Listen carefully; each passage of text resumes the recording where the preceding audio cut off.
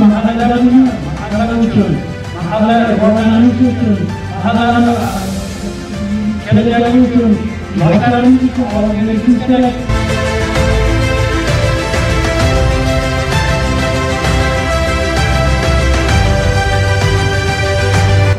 Pasport olgandan beri birinchi marta mahalla raislik saylovida qatnashdim.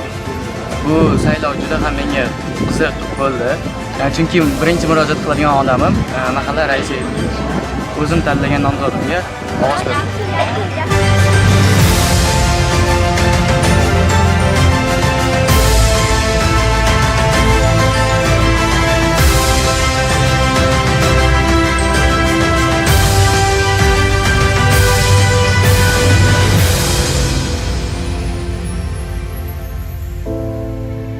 Nomzodimiz Ibrohimov Akromxon To'lqinovich Navoiy mahallasining raisi etib saylandilar. Ularning oldiga qo'yilgan asosiy vazifa har bir xonadon bilan ishlash kerak.